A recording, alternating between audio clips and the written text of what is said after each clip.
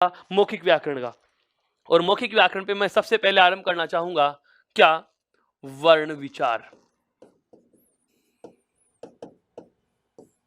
सबसे पहले हम जिस टॉपिक की चर्चा करने वाले हैं वो कौन सा है, वर्ण विचार। क्या होता है, किसे कहते हैं, इन सब बातों की, कितने प्रकार के होते हैं, कौन कौन से होते हैं, इतने ही प्रकार क्यों बने, इन सब बातों पे बहुत अच्छे से अपन वार्ता आरंभ करते हैं। देखिए, वर्ण विचार जो बिंदु है इसका संबंध किससे होगा, वर्ण से।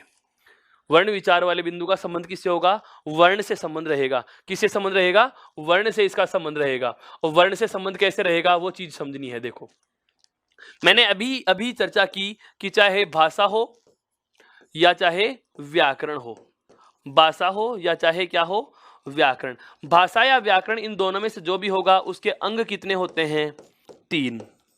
भाषा या जो व्याकरण होती है उसके अंग कितने हैं, 3। और इन 3 अंगों में सबसे पहला अंग जो आता है वो कौन सा आता है, वर्ण।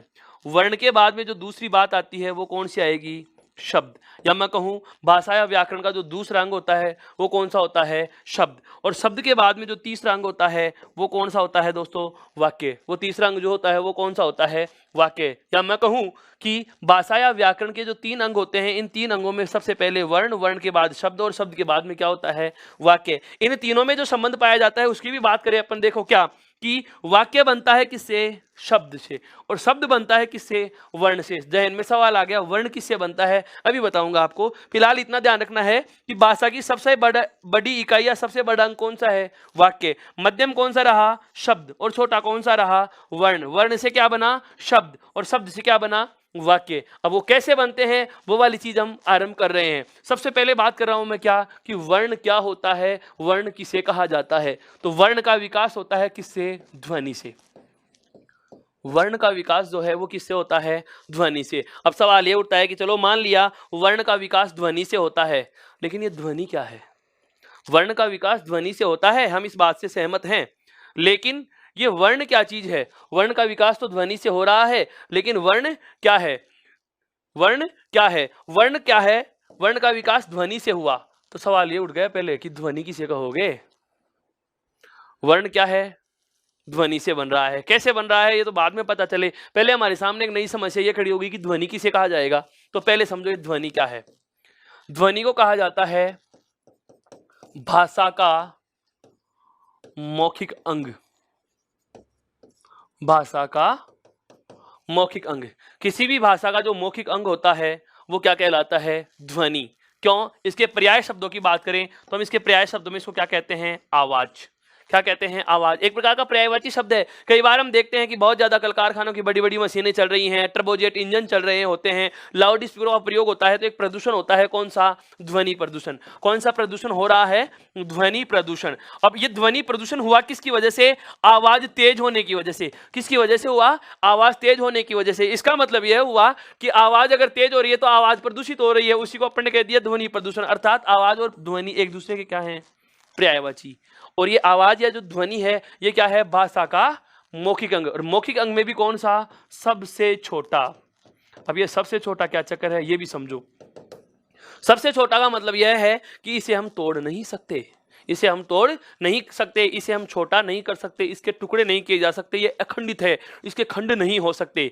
तो इसको परिभाषा के शब्दों में कैसे बोला जाए कि सर ध्वनि किसे कहा जाएगा। तो ध्वनि के लिए जो परिभाषा मैं काम में लेने वाला हूं वो परिभाषा समझना। ये परिभाषा के एक प्रकार से मैं कुछ एक तथ्य लिखने वाला हूं। ये तथ्य अगर आप चाहें तो साथ के साथ लिख भी सकोगे। हालांकि आपको जो पीडीएफ फाइल आपको मिल रही है अपने ई उत्कर्ष ऐप पे, जो नियमित रूप से सारे के सारे नोट्स बहुत ही अच्छे शानदार तरीके से पीडीएफ के फॉर्मेट में उपलब्ध हैं, वहां से ये सब चीजें आपको प्राप्त हो रही हैं, आप वहां से भी इनको प्राप्त कर सकते हो।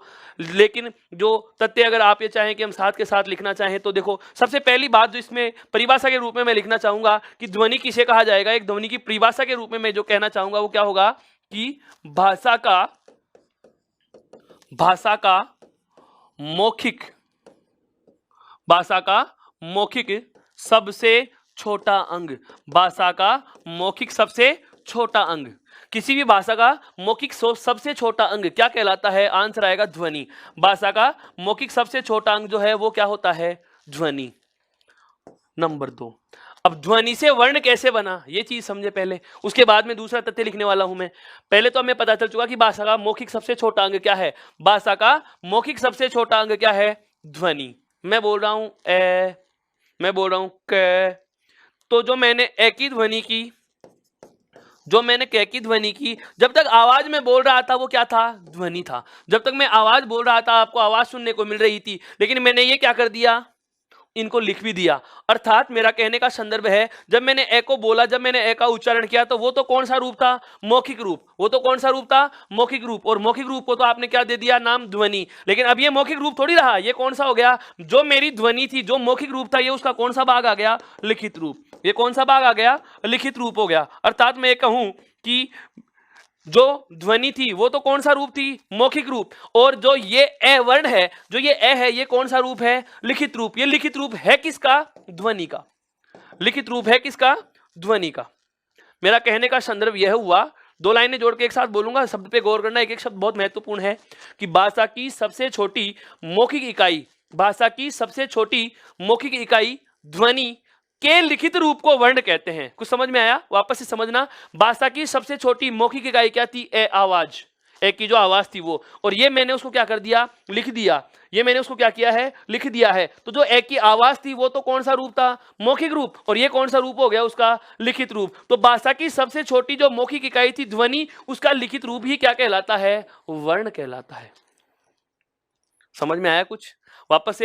वापस से बता रहा हूं, भाषा की सबसे छोटी मौखिक इकाई, भाषा की सबसे छोटी मौखिक इकाई, भाषा की सबसे छोटी मौखिक इकाई ध्वनि के लिखित रूप को, भाषा की सबसे छोटी मौखिक इकाई ध्वनि के लिखित रूप को क्या कहा जाएगा? वर्ण कहा जाएगा। तो हमारा यहाँ जो तथ्य हम लिख रहे हैं, उन तथ्यों में दूसरा जो तथ्य आ गया है, वो वाला तथ्य क्या आ गया? देखो, सबसे पहला जो हमें तथ्य पता चला है, वो वाला तथ्य तो क्या पता चला? सबसे पहला जो तथ्य पता चला क्या? कि भाषा की सबसे छोटी मौखिक इकाई, भाषा की सबसे छोटी मौखिक इकाई, भाषा की सबसे छोटी मौखिक इकाई, तो वो तो क्या रहेगी? ध्वनि। एक चीज। दूसरी बात, भाषा की सबसे छोटी लिखित इकाई। दूसरा सवाल, भाषा की सबसे छोटी लिखित इकाई। दूसरा तथ्य यदि अपने से पूछ लिया जाता है तो आंसर ध्वनि होगा या वर्ण होगा? बताएं, ध्वनि या वर्ण? अब बताओ। बिल्कुल बिल्कुल, सवाल पे गौर करना है, शब्दों पे गौर करनी है। एक एक शब्द बहुत काम का है। भाषा की सबसे छोटी मौखिक इकाई, भाषा की सबसे छोटी मौखिक इकाई क्या है? ध्वनि। भाषा की सबसे छोटी मौखिक इकाई क्या है? ध्वनि। और ध्वनि का लिखित रूप ही तो है ये। भाषा की सबसे छोटी लिखित इकाई पूछ ली जाए तो आंसर क्या आएगा? वर्ण, न कि ध्वनि। ये चीज मेरे हिसाब से आप बहुत अच्छे से समझ गए होंगे। अगर हमें सवाल पूछा जाता है क्या कि भाषा की सबसे छोटी मौखिक इकाई क्या होती है, तो हमारा उत्तर होगा ध्वनि। हमें सवाल पूछा जाता है भाषा की सबसे छोटी लिखित इकाई क्या होती है, तो वर्ण। ये स्टेटमेंट आए हुए हैं, बहुत बार आता है, और ये ऐसा प्रश्न है जो पेपर के ज्यादातर प्रश्नों की संख्या में प्रश्न नंबर 1 पे होता है। भाषा के पेपरों का मैंने बहुत ज्यादा अध्ययन किया, और मैंने अध्ययन करने के बाद एक निष्कर्ष रूप में एक तथ्य निकाल के लिया है क्या कि जिस सिलेबस में हिंदी भाषा और भाषा का व्याकरण शामिल किया जाता है, तो ज्यादातर परीक्षाओं में मैंने देखा है, मैंने महसूस किया कि पेपर का पहला ही प्रश्न यह होता है भाषा की सबसे छोटी मौखिक इकाई के संदर्भ में, या भाषा की सबसे छोटी लिखित इकाई के संदर्भ में, या मौखिक और लिखित नहीं देता और केवल इतना ही तथ्य दे दिया जाता है क्या कि भाषा का सबसे छोटा अंग, भाषा का सबसे छोटा अंग। अब सवाल थोड़ा सा दिमाग घुमाएगा। भाषा का सबसे छोटा अंग या भाषा की सबसे छोटी इकाई। अब सवाल का आंसर क्या होगा? ऑप्शन हो जैसे कि वर्ण, शब्द, वाक्य और ध्वनि। विकल्पों पे गौर करना दोस्तों, वापस से बता रहा हूं, सवाल सुनिए पहले। भाषा की सबसे छोटी इकाई या भाषा का सबसे छोटा अंग क्या होगा? हमारे पास जवाब में ए विकल्प आ रहा है वर्ण, दूसरा विकल्प आ रहा है शब्द, तीसरा विकल्प आ रहा है वाक्य, और चौथा विकल्प आ रहा है ध्वनि। बहुत सारों का जवाब ध्वनि भी है, बहुत सारों का जवाब वर्ण भी है, कई शब्द वाले भी बैठे हैं, कई वाक्य वाले भी हैं। एक बार वापस से ध्यान देना, भाषा की सबसे छोटी मौखिक इकाई जब आपके सवाल में इकाई के साथ में मौखिक शब्द जुड़ा हुआ हो तो ये आपका जवाब क्या होना चाहिए? ध्वनि। अगर लिखित लिख दिया जाए तो उत्तर क्या हो जाएगा? वर्ण। जब लेकिन मौखिक और लिखित इकाई कुछ नहीं दे, इकाई को मैं अंग भी तो कह सकता हूं। बताओ अंग कितने हैं? 3। भाषा या व्याकरण के अंग कितने हैं? 3। कौन कौन से हैं? वर्ण है, शब्द है और वाक्य है। भाषा हो या व्याकरण हो, भाषा व्याकरण के कितने अंग होते हैं? 3। कौन कौन से? वर्ण, शब्द और वाक्य। और वर्ण, शब्द और वाक्य जो होते हैं उनमें ध्वनि तो आया ही नहीं ना कहीं। तो जब हमें कोई तथ्य नहीं दिया जाए या कोई शर्त नहीं दी जाए किस प्रकार की, लिखित या मौखिक प्रकार से, जब आप हमें इस प्रकार का कोई क्लू नहीं दिया गया कि लिखित पूछ रहा है या मौखिक पूछ रहा है, केवल हमें यह पूछा कि सबसे छोटा अंग कौन सा होगा, तो हमारा आंसर क्या होगा? सदैव वर्ण होगा। हमारा सदैव जवाब क्या होगा? वर्ण होगा। वापस से बता रहा हूं, ये तीनों तथ्य गौर करने वाले हैं। हमें पूछा जाता है भाषा की सबसे छोटी मौखिक इकाई, तो जवाब रहेगा ध्वनि। यदि हमें पूछा जाता है भाषा की सबसे छोटी लिखित इकाई, यदि हमें पूछा जाता है भाषा की सबसे छोटी इकाई, अगर मुझे कोई पूछे कि भाषा की सबसे छोटी इकाई क्या होगी, तो मेरे भी जहन में यही तीनों सवाल आते हैं कि मैं वर्ण को मानूं क्या? नहीं। ध्वनि को मानूं क्या? नहीं। यार दोनों को मान ले क्या? ऑप्शन यही आ जाए जैसे मान लिया वाक्य नहीं दे और वाक्य की जगह दे दे, वापस से विकल्प बना रहा हूं, सवाल वही है कि भाषा का सबसे छोटा अंग या भाषा की सबसे छोटी इकाई कौन सी होगी? वर्ण, शब्द और से वाला जो विकल्प है वो बना दे देता है क्या? ध्वनि। और देव जो विकल्प बनाता है वो क्या बना देते हैं? ए व से, दोनों। अब मेरा जवाब क्या होगा? मुझे यह प्रश्न पूछा गया है, मैं आप सभी से प्रश्न पूछूं या हमारे से यह प्रश्न पूछ लिया जाता है क्या, या हमें यह प्रश्न पूछ लिया जाता है कि वर्ण, शब्द और ध्वनि में से भाषा का सबसे छोटा अंग कौन सा होगा? तो ध्यान देना, जब कोई शर्त न दी जाए, न तो मौखिक शर्त दे और न लिखित शर्त दे, केवल मौखिक या पूछ रहा है या लिखित पूछ रहा है, इस प्रकार का कोई क्लू नहीं दिया गया, छोटा अंग पूछे तो आंसर क्या आएगा? वर्ण। तीनों चीजें ध्यान रखना, मौखिक पूछे तो ध्वनि, लिखित पूछे तो वर्ण, और मौखिक लिखित कुछ नहीं देता है तो भी आंसर क्या रहेगा? वर्ण। अगला तथ्य यहीं से आपको मैं और बता देता हूं, चौथा। क्या?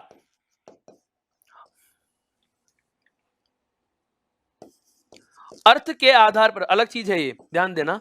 अर्थ के आधार पर, हालांकि इसकी बात हम बाद में और करेंगे, पर ध्यान दो, जब छोटे अंगों की बात कर रहे हैं तो ये 2 लाइनें और याद रखनी है साथ में। अर्थ के आधार पर सबसे छोटा अंग, अर्थ के आधार पर सबसे छोटा अंग। यदि सवाल है हमारा कि अर्थ के आधार पर सबसे छोटा अंग कौन सा होगा, अर्थ के आधार पर सबसे छोटा अंग पूछा जाए और विकल्प यदि यही होते हैं, तो सदैव ध्यान रखना, अर्थ के आधार पर सबसे छोटा अंग भाषा का होता है कौन सा? शब्द। और ये वाला प्रश्न बहुत बार भ्रमित कर देता है, बहुत बार हमें ये कंफ्यूजन में डाल देगा कि यार भाषा का सबसे छोटा अंग हमने वर्ण भी पढ़ा है, भाषा का सबसे छोटा अंग हमने ध्वनि भी पढ़ा है, लेकिन ये शब्द वाला क्या चक्कर है? समझिए, वर्णों का कोई अर्थ नहीं होता, वर्णों का कोई अर्थ नहीं होता। ये सब चीजें आएंगी हमारे पास धीरे धीरे, हम बहुत अंदर तक की बातें पढ़ेंगे पूरी व्याकरण में। इसको बहुत अच्छे से लेना है इन पाठों को, और इन सेगमेंट में चलने वाली नियमित क्लासों को बहुत अच्छे से देखना है। कोई चीज समझ में नहीं आती है, 2-3 बार इसको रिप्लेस करके देखना, रिवर्स करके देखना, सारी चीजें क्लियर हो जाएंगी।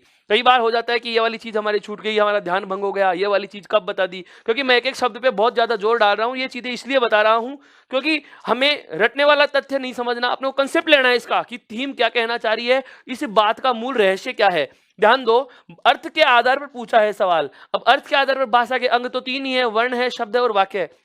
अब मैं कह रहा हूं वर्णों का कोई अर्थ नहीं होता, तो बताओ अर्थ के आधार पर भाषा के कितने अंग बच गए? केवल 2। एक तो शब्द बच गया और एक कौन सा बच गया? वाक्य। और हमें पता है शब्द और वाक्य में छोटा कौन है? शब्द। तो दूसरे प्रकार के प्रश्न का हमें जवाब मिल गया क्या, कि यदि सवाल पूछा जाता है अर्थ के आधार पर सबसे छोटा अंग कौन सा है, तो जवाब क्या आएगा? शब्द। तीसरा और अंतिम तथ्य जो जुड़ता हुआ है किससे? आगे वाले बिंदु से, और वो क्या है? देखो, यदि हमें पूछा जाता है भाव या भावार्थ, यदि हमें पूछा जाता है क्या? भाव या भावार्थ के आधार पर, मान लिया कि अर्थ के आधार पर तो हमने बता दिया क्या? शब्द।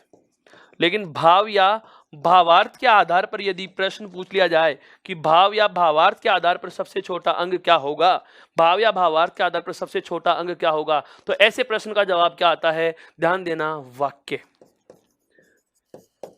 जबकि यह भाषा का सबसे बड़ा अंग भी है, लेकिन यदि प्रश्न में पूछा जाता है भाव या भावार्थ के आधार पर सबसे छोटा, तो भी वाक्य ही रहेगा। क्यों? इसकी वजह समझिए। देखो, भाषा या व्याकरण के कितने अंग हैं? 3।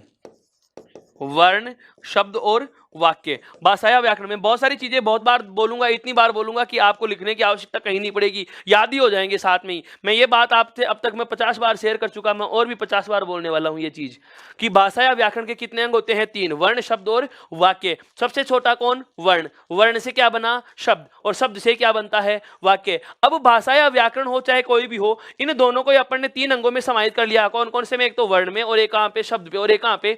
वाक्य में। वर्ण, शब्द और वाक्य में तीनों बिंदुओं को हम बांट के पढ़ रहे हैं। वर्ण का अगर अर्थ ही नहीं होता तो भावार्थ तो हो ही नहीं सकता। अब अर्थ के आधार पर हमारे पास कितने बच गए? 2, एक तो शब्द और एक वाक्य। ध्यान देना, वर्ण का अर्थ ही नहीं होता तो अर्थ नहीं होता तो उसका भावार्थ तो निकल ही नहीं सकता। भावार्थ होता है सांकेतिक अर्थ या उसका भाव का अर्थ। जैसे हम व्याख्या वगैरह किया करते थे छोटी क्लासों में, तो किसी भी बिंदु का या किसी भी पद का, किसी भी दोहे का, किसी भी छंद का हमने हूबहू अर्थ लिखने के बाद भावार्थ लगा के जो हम लिखा करते थे, या अर्थात लगा के जो लाइन लिखा करते थे, वो भावार्थ कहलाती है। मतलब छुपा हुआ अर्थ या अन्य अर्थ या सांकेतिक अर्थ जिसके लिए वह लाइन लिखी जाती है, उसका वास्तविक तथ्य क्या है, वो वाली चीज किसमें आती है? भावार्थ में। वर्णों का अगर अर्थ ही नहीं निकलता तो भावार्थ हो ही नहीं सकता। हमारे पास अर्थ के आधार पर केवल कितने अंग बच गए? अर्थ के आधार पर केवल कितने अंग बच गए? 2। और वो अर्थ के आधार पर 2 अंग बचे, वो कौन कौन से बच गए? एक तो बच गया क्या? शब्द, और एक क्या बच गया? वाक्य। अर्थात अर्थ के आधार पर केवल 2 ही अंग हैं, एक तो है शब्द और एक वाक्य। अब शब्दों का अर्थ तो होता है लेकिन भावार्थ नहीं होता। भावार्थ किसका निकलता है? केवल वाक्यों का। क्यों? क्योंकि जो मुहावरे और लोकोक्तियां होती हैं वो या तो वाक्य होते हैं या फिर क्या होते हैं? वाक्यांश होते हैं। ये एलडीसी में प्रश्न पूछा गया है अभी, जो 2018 में एलडीसी के पेपर हुए थे, 4 सेगमेंट में, 4 सेटों में जो पेपर हुआ था, अधीनस्थ बोर्ड ने जो पेपर लिया था, उसमें सत्य कथन का चयन करो या संगत कथन का चयन करो। उसमें एक लाइन आ गई थी क्या? कि वाक्य मुहावरे और लोकोक्ति के संदर्भ में चुनिए। मुहावरा वाक्य होता है, लोकोक्ति वाक्यांश होती है। लोकोक्ति वाक्य होती है और मुहावरा वाक्यांश होता है। मुहावरा और लोकोक्ति दोनों वाक्यांश होते हैं और मुहावरा और लोकोक्ति दोनों वाक्य होते हैं। बहुत माइनर प्रश्न था। लोग मुहावरे और लोकोक्ति पढ़ के जाते हैं, आग का अंधा नाम नयन सुखे है, नाच न जाने आंगन टेढ़ा, खिसियानी बिल्ली खंबा नोचे। उदाहरणों से उसने क्वेश्चन ही नहीं किया, तथ्य पूछ लिया, कोई नहीं पहुंच पाता वहां तक। हम वो चीजें पढ़ेंगे, इसीलिए इतना बहुत गहराई तक ले रहा हूं मैं आपको कि एक बार अपने को ऐसा थीम तो पता चले कि है वास्तव में व्याकरण का मूल क्या है। उस रूट तक हमें पहुंचना है, उस टॉपिक के उस मूल बिंदु तक हमें पहुंचना है, तथ्य तक हमें पहुंचना है कि इस टॉपिक की शुरुआत कहां से हो रही है। इसीलिए बता रहा हूं कि शब्दों का केवल अर्थ होता है, वाक्यों का अर्थ और भावार्थ दोनों होते हैं। हाँ, उस प्रश्न का जवाब मैं आपको बता देता हूं। लोकोक्ति जो होती है वो होती है वाक्य, और मुहावरे जो होते हैं वो होते हैं वाक्यांश। लोकोक्ति अर्थ लोगों का कथन, लोग जो भी कोई बात कहेंगे वो कभी अधूरी नहीं कहते, वो पूरी कहते हैं, ये ध्यान रखना। और जो वाक्य पूरा होता है, जो पूरी बात होती है, उसको वाक्य कहा जाता है। वाक्यांश का मतलब वाक्य का भाग। मुहावरा जो होता है वो वाक्य का भाग होता है, अर्थात ऐसा कोई कथन जो किसी बात की तरफ इशारा कर रहा होगा, वो संकेत करेगा, वो सांकेतिक होगा। व्यंग्य में अधिकांशतः मुहावरे कहे जाते हैं, लोकोक्तियां सीख में कही जाती हैं। व्यंग्य जब करेंगे तो मुहावरों का प्रयोग करेंगे, सीख किसी को देंगे, शिक्षा किसी को दे रहे हैं तो लोकोक्तियों का ज्यादातर प्रयोग किया जाता है। ये सब चीजें हम जब मुहावरे और लोकोक्ति पढ़ेंगे उस समय आएंगी, उस समय बात करेंगे। फिलहाल हमें इतना ध्यान रखना है कि भाव या भावार्थ के आधार पर भाषा का सबसे छोटा अंग पूछा जाए तो हमारा जवाब क्या रहेगा? वाक्य। एक बार मैं 5 कथनों को वापस से दोहरान करना चाहूंगा मित्रों। क्या? कि भाषा की सबसे छोटी मौखिक इकाई क्या होगी? तो भाषा की सबसे छोटी मौखिक इकाई क्या होती है? ध्वनि। पहली बात, भाषा की सबसे छोटी मौखिक इकाई क्या होती है? ध्वनि। ये ध्वनि आंसर कब करना है? जब सवाल में हमें क्या मिले? मौखिक शब्द मिलता है। तो जवाब क्या रहेगा? ध्वनि। दूसरा प्रश्न क्या आया? भाषा का सबसे छोटा या भाषा की सबसे छोटी लिखित इकाई क्या होती है? ध्वनि का मतलब आवाज। मौखिक हो गई, मौखिक आते तो आंसर हो गया ध्वनि। और ध्वनि को लिख देंगे तो क्या बन जाएगी? वर्ण। वो क्या बन जाएगी? वर्ण। लेकिन यदि हमारे प्रश्न में मौखिक और लिखित दोनों कुछ नहीं दे रहा है, केवल इतना ही पूछा है, भाषा का सबसे छोटा अंग, भाषा का सबसे छोटा अंग ही पूछा जा रहा है, तो ऐसे वाले हालात में भी जवाब क्या होगा? वर्ण। यदि हमें शर्त दे दी गई क्या कि अर्थ के आधार पर, शर्त यदि हमें दे दी जाती है कि अर्थ के आधार पर भाषा का सबसे छोटा अंग क्या होगा, तो जवाब आता है केवल और केवल क्या होगा? शब्द। और यदि हमें शर्त दे दी जाती है क्या कि भाव या भावार्थ के आधार पर भाषा का सबसे छोटा अंग क्या होगा, तो हमारा जवाब क्या रहेगा? वाक्य। अर्थ, भाव या भावार्थ के आधार पर हमें यदि पूछ लिया जाए कि सबसे छोटा अंग कौन सा होगा, तो जवाब हमारा क्या रहेगा? वाक्य। अब आ जाओ हमारे टॉपिक पे कि वर्ण विचार के अंतर्गत सबसे पहले अपना आरंभ क्या करेंगे कि वर्ण किसे कहा जाता है, वर्ण किसे कहा जाता है। तो ध्यान देना, सबसे पहले मैं बात करूंगा किसकी? वर्ण विचार में। अच्छा, वर्ण विचार किसे कहेंगे? वर्णों के बारे में चर्चा करना, यानी कि वर्णों का शुद्ध लेखन, वर्णों का शुद्ध उच्चारण और वर्णों का शुद्ध प्रयोग, वो क्या कहलाता है? वर्ण विचार। वो वाली परिभाषा भी अगर हम लिखना चाहें तो लिख सकते हैं। सबसे पहले मैं बताऊं कि वर्ण विचार क्या होता है, तो वो भी चीज आप लिख सकते हैं कि वर्ण विचार किसे कहेंगे। तो वर्ण विचार में अपन क्या क्या चर्चा करेंगे? वर्णों का शुद्ध लेखन, वर्णों का शुद्ध लेखन कोमा उच्चारण और प्रयोग। ऐसा तथ्य है जिसमें वर्णों के शुद्ध उच्चारण का, शुद्ध लेखन का और शुद्ध प्रयोग का, वर्णों के शुद्ध लेखन का, शुद्ध उच्चारण और शुद्ध प्रयोग का ज्ञान जहां भी प्रदान किया जाएगा वो वहां पर कौन सा होगा? वहां पर कौन सा होगा? वर्ण विचार होगा। वर्णों के शुद्ध लेखन का, शुद्ध उच्चारण का और शुद्ध प्रयोग का ज्ञान प्रदान करना ही क्या कहलाता है? वर्ण विचार कहलाता है। अब मैं यहां पर केवल कौन सी ले रहा हूं? वर्ण की परिभाषा की वर्ण किसे कहा। अभी अपन ने दो तथ्य लिखे थे। सबसे पहला हमने बात करी थी क्या कि भाषा की सबसे छोटी इकाई, भाषा की सबसे छोटी मौखिक इकाई क्या है? ध्वनि। और लिखित इकाई क्या होती है? वर्ण। इन दोनों को जोड़ते हुए हमें क्या बनानी है? वर्ण की परिभाषा बनानी है। तो क्या कह सकता हूं मैं कि भाषा की सबसे छोटी, भाषा की सबसे छोटी मौखिक इकाई, बिल्कुल आपके दिमाग में जवाब आ चुका होगा। भाषा की सबसे छोटी मौखिक इकाई क्या है? इन्वर्टेड कोमा में लिख सकते हैं आप इसको, ध्वनि। भाषा की सबसे छोटी मौखिक इकाई ध्वनि के लिखित रूप को वर्ण कहा जाता है। शब्द को समझना, इसको लिखित रूप को, भाषा की सबसे छोटी मौखिक इकाई ध्वनि के लिखित रूप को वर्ण कहा जाता है। क्या कहा जाता है? वर्ण कहा जाता है। वापस से समझना, पूरी परिभाषा में दोहरान कर रहा हूं। क्या? भाषा की सबसे छोटी, भाषा की सबसे छोटी मौखिक इकाई, भाषा की सबसे छोटी मौखिक इकाई क्या है? ध्वनि। ध्वनि के लिखित रूप को क्या कहा जाता है? वर्ण कहा जाता है। भाषा की सबसे छोटी मौखिक इकाई ध्वनि के लिखित रूप को क्या कहा जाता है? वर्ण कहा जाता है। यहां तक कोई दिक्कत नहीं। अब उसके बाद में बात आती है, अगला जो तथ्य हमारा आता है वो आता है वर्ण के प्रकार। वर्ण के प्रकार। यदि प्रश्न यही पूछ लिया जाए कि वर्ण के कितने भेद होते हैं, तो इस सवाल का बेसिक सा आंसर होता है क्या? दो। वर्ण के कितने भाग होते हैं? दो। और वो कौन कौन से होते हैं दोस्तों? एक होता है स्वर और एक होता है क्या? व्यंजन। यदि हमसे पूछा जाता है कि वर्ण के कितने प्रकार होते हैं, तो वर्ण के प्रकार कितने होते हैं? दो होते हैं। एक तो होता है स्वर वर्ण और एक होता है क्या? व्यंजन। एक क्या होता है? व्यंजन। वर्ण के दो भेद होंगे, स्वर और व्यंजन। अब हम बात करते हैं, धीरे धीरे हमें व्याकरण को बिल्कुल एक बिंदु से हमें दूसरे वाले बिंदु का संकेत मिलता जा रहा है कि आप यहां से कहां जाना है। अभी हमें पता चल चुका कि वर्ण विचार से हमें, वर्ण विचार की परिभाषा में देख लिया कि वर्णों का शुद्ध लेखन, उच्चारण और प्रयोग का ज्ञान प्रदान करना या प्राप्त करना क्या कहलाएगा? वर्ण विचार। ये परिभाषा कभी अपने को किसी भी प्रतियोगी परीक्षा में पूछी नहीं जाएगी। लेकिन हम बात करें वर्ण विचार के अंतर्गत हम किसकी बात करेंगे? वर्ण की। वर्ण किसे कहा जाता है? भाषा की मौखिक सबसे छोटी इकाई तो क्या हो गई? ध्वनि। एक प्रश्न का जवाब मिल गया। के लिखित रूप को, अर्थात ध्वनि का लिखित रूप ही क्या कहलाता है? वर्ण। दूसरे प्रश्न का जवाब भी हमें मिल चुका। फिर प्रश्न पूछा जा सकता है क्या? वर्ण के प्रकार। ये वाला बहुत छोटा सा प्रश्न लगता है हमें, लेकिन एक बार डीएसएसबी के पेपर में पूछ लिया गया। डीएसएसबी टीजीटी और पीजीटी का, डीएसएसबी का जो टीजीटी और पीजीटी का पेपर हुआ था, वहां पर मैंने ऐसे प्रश्नों को देखा है। पेपर में मैंने देखा था कि हमें पूछा जा रहा है, प्रश्न हमें दिया जा रहा है क्या कि क्रिया के प्रयोग और संरचना के आधार पर कितने भेद होते हैं। बहुत बेसिक सा सवाल होता है जिसको विद्यार्थी ये सोच के छोड़ जाता है। उसने पूर्णकालिक है, प्रेरणार्थक, सहायक, संयुक्त, सामान्य का नाम धातु, ये सब तो पढ़ लिए, पर ये नहीं पढ़ा कि कुल कितने हैं। तो प्रश्न कहीं से कुछ भी पूछा जा सकता है।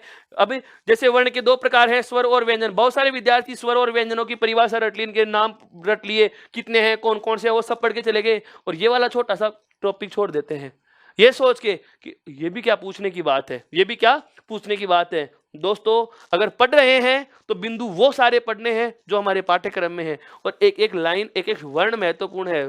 वर्णमाला से तो पूरी भाषा बन रही है, तो कुछ नहीं छोड़ना, किसी भी चीज को न छोड़ते हुए आगे बढ़ना ही अच्छे विद्यार्थियों के गुण होते हैं। और ये वाली चीज इसी के अंतर्गत आ रही है क्या कि भाषा की सबसे छोटी मौखिक इकाई ध्वनि के लिखित रूप को तो हमने वर्ण कह दिया, और वर्ण के जो प्रकार हैं उसमें कितने प्रकार आ गए? दो। अब ये दो प्रकार क्या है कह रहे हैं, कौन कौन से होते हैं, कैसे होते हैं, इसकी हम बात करते हैं। देखो, सबसे पहले बात करेंगे किसकी? सबसे पहले हम बात करेंगे किसकी कि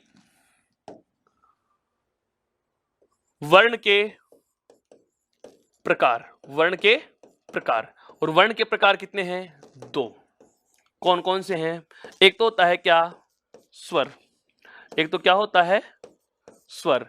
और दूसरा क्या होता है? व्यंजन। दूसरा क्या होता है? व्यंजन। अब ये दोनों क्या चीजें हैं, इनके बारे में बात करते हैं सबसे पहले कि स्वर किसे कहा जाएगा और व्यंजन किसे कहा जाएगा। उसके बाद हम बात करेंगे कि व्यंजनों के प्रकार कितने होंगे, स्वरों के प्रकार कितने होंगे, कौन कौन से होंगे, कौन कौन से नहीं होंगे।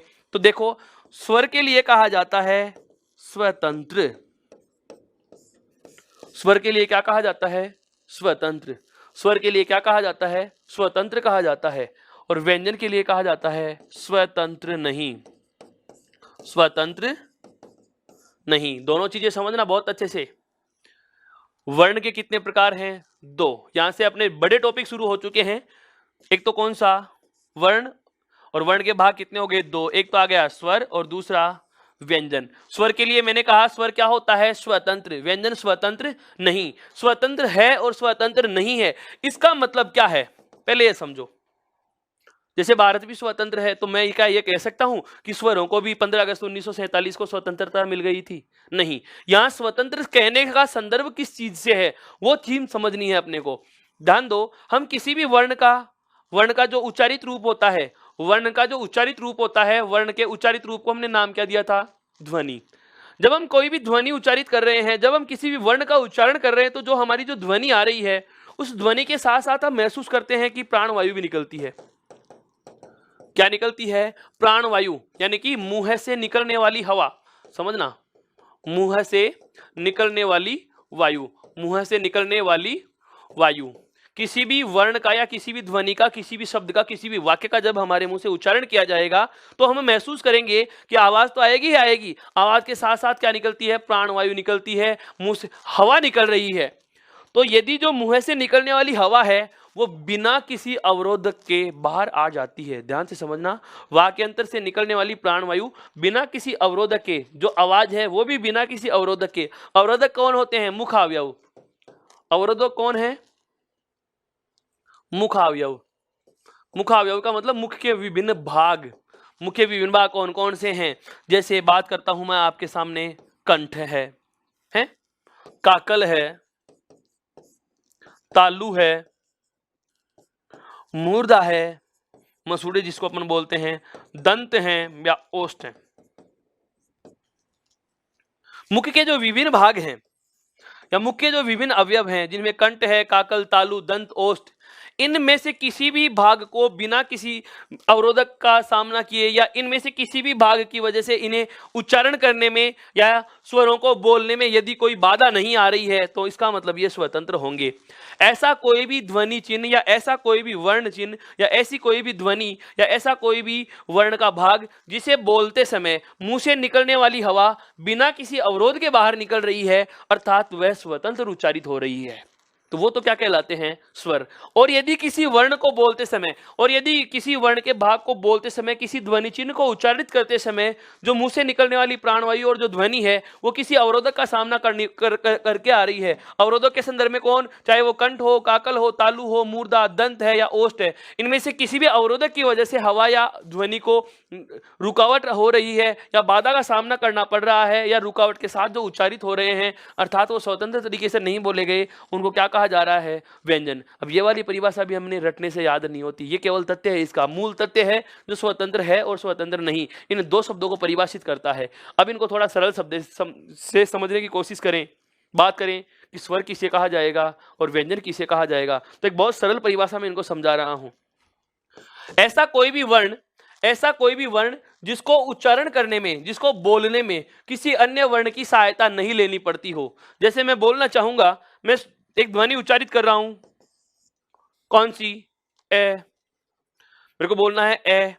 अब मैं जब ए बोल रहा हूं, ए, तो ए का जब मैंने उच्चारण किया तो ए को आप कितनी देर तक बोलते रहो? ए। इसका मतलब यह हुआ कि शुरू से अंत तक ए की ध्वनि में अन्य किसी और ध्वनि का योगदान नहीं है, अर्थात ए अकेला बोला जा रहा है, इसको बोलने के लिए किसी और वर्ण की मुझे आवश्यकता महसूस नहीं हो रही है। मेरे कहने का आशय यह है कि वे वर्ण या वे ध्वनियां जिनको बोलते समय मुंह से निकलने वाली हवा स्वतंत्र तो निकल ही रही है, लेकिन जिनके उच्चारण में अन्य किसी वर्ण की कोई सहायता नहीं ली जाती, अर्थात जो स्वतंत्र उच्चारित हो जाते हैं, अर्थात जो स्वतंत्र उच्चारित हो जाते हैं। तो इसमें दो चीजें जुड़ गई हैं। पहली तो क्या, जो स्वतंत्र उच्चारित होते हैं,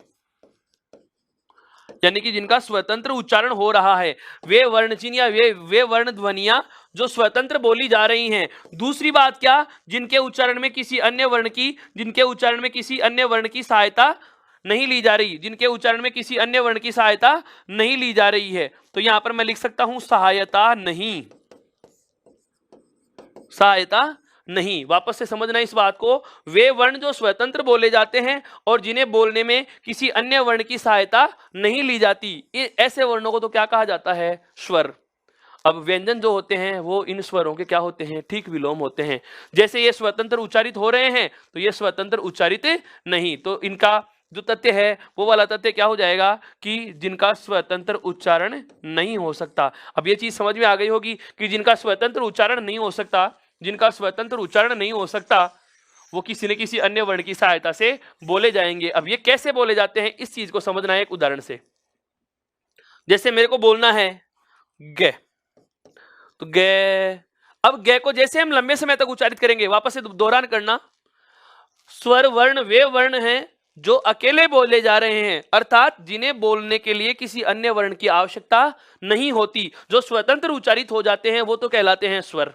और बात आती है व्यंजन। व्यंजन वे वर्ण हुआ करते हैं जिन्हें बोलने के लिए किसी दूसरे वर्ण की सहायता ली जाती है, जिसमें किसी दूसरे वर्ण की सहायता ली जाती है। अब सहायता ली जाती है वो कैसे ली जाती है, एक उदाहरण से समझेंगे इसको। जैसे हमें उच्चारित करना है कौन सा वर्ण, गे, कौन सी ध्वनि को उच्चारण करना है, गे ध्वनि को उच्चारण करना है, गे। अब आरंभ तो मैंने गे बोलना किया है और अंत में आते आते मेरे मुख से ध्वनि किसकी आने लग गई, ए की।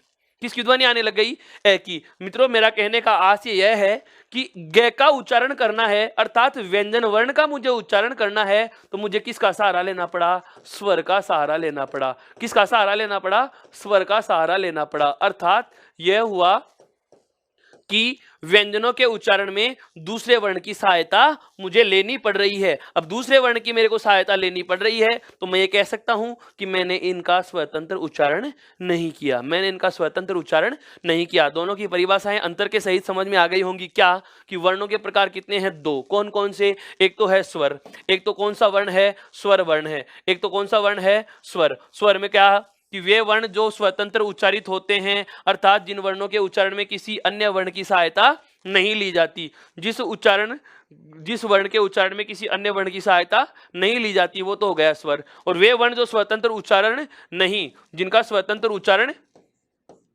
नहीं होता, या मैं कहूं जिसके उच्चारण करने के लिए अपने को किसी अन्य वर्ण की सहायता लेनी पड़ती है, जिनका स्वतंत्र उच्चारण नहीं होता, जिसमें किसी अन्य वर्ण की सहायता ली जाती है, वो क्या कहलाते हैं,